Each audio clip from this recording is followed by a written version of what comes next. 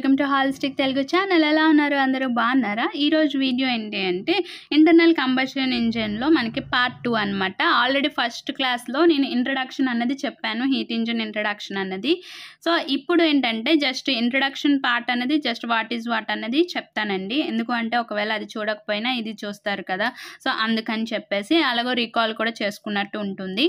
ఒకవేళ దీనికన్నా ఇంకా అంటే ఇప్పుడు జస్ట్ వాట్ ఈజ్ వాట్ కాబట్టి మీకు ఇంకా ఫస్ట్ వీడియో చూడాలి అనుకుంటే కనుక నేను ప్లేలిస్ట్ అయితే క్రియేట్ చేశాను. సో ఆ ప్లేలిస్ట్లోకి వెళ్ళి మీరు చూడొచ్చు. ఓకేనా? ఇంటర్నల్ కంబషన్ ఇంజిన్ అని చెప్పేసి నేను ప్లేలిస్ట్ HP1 ప్లేలిస్ట్లో మీకు వీడియోస్ అన్నవి ఉంటాయి. ఓకేనండి? సో అది అక్కడికి వెళ్ళండి. లేదు అంటే ఇక్కడ ఐ బార్లో కూడా ఇస్తాను, లేదంటే డిస్క్రిప్షన్లో కూడా లింక్ అన్నది ప్రొవైడ్ చేస్తాను. ఓకేనా?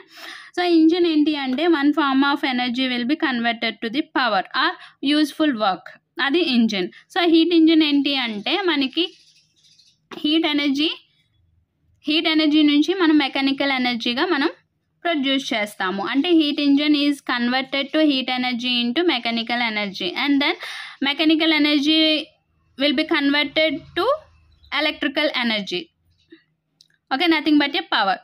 సో నెక్స్ట్ టాపిక్ వచ్చేసరికి క్లాసిఫికేషన్స్ ఆఫ్ హీట్ ఇంజిన్. ఏంటండి? Classifications of heat engine.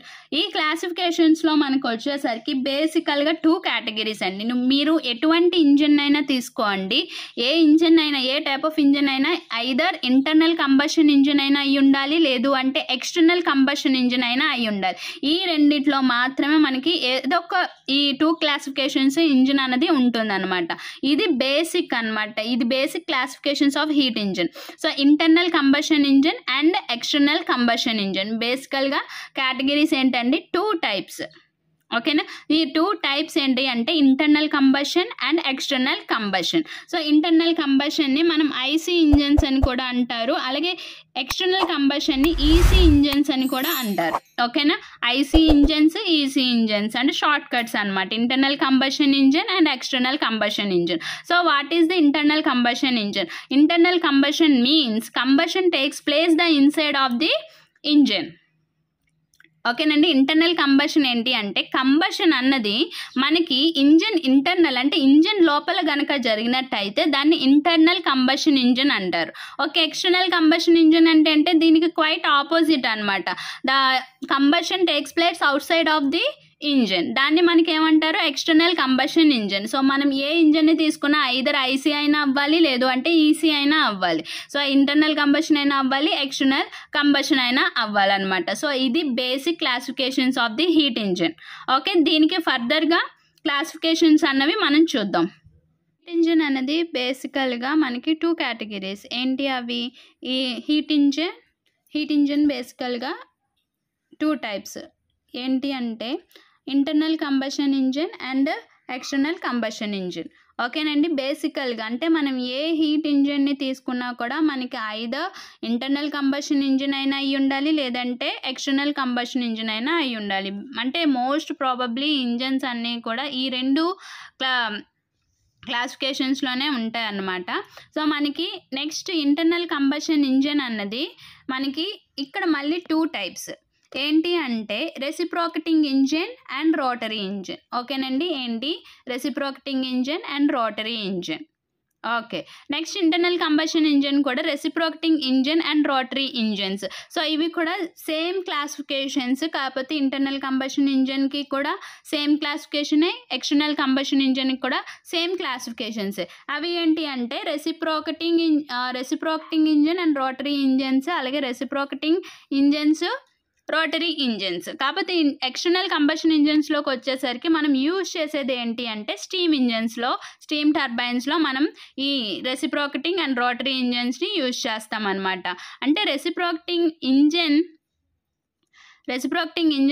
In internal combustion ఇంజిన్స్కి వచ్చేసరికి రెసిప్రోకేటింగ్ ఇంజిన్స్ మళ్ళీ మనకి 3 టైప్స్ అనమాట. Petrol engine, gas engine, diesel engine. So మనకి ఇవేంటి అంటే depending upon the using fuel అనమాట. అంటే యూజ్ చేసే ఫ్యూయల్స్ని బట్టి మనకి ఇవి రెసిప్రోకేటింగ్ ఇంజిన్స్ అనేవి 3 క్లాసిఫికేషన్స్. ఏంటవి? Petrol engine, gas engine, diesel engine. ఓకేనా? సో నెక్స్ట్ రోటరీ ఇంజిన్స్కి వచ్చేసరికి అది ఏంటి అంటే గ్యాస్ టర్బైన్. ఓకేనా? ఏంటండి rotary engine, gas turbine. External combustion engine, reciprocating engines ఏంటి అంటే ఇక్కడ యూజ్ చేసేదే స్టీమ్ అనమాట. సో స్టీమ్ కాబట్టి మనకి ఇది స్టీమ్ ఇంజిన్స్. స్టీమ్ ఇంజిన్స్ మనం ఏది తీసుకున్నా అదేంటండి ఎక్స్టర్నల్ కంబషన్ ఇంజిన్. సో మనం ఇంజిన్స్లో స్టీమ్ని ప్రొడ్యూస్ చేయాలి అంటే మనకి కంబషన్ అన్నది out side of the cylinder అన్నది జరగాలి.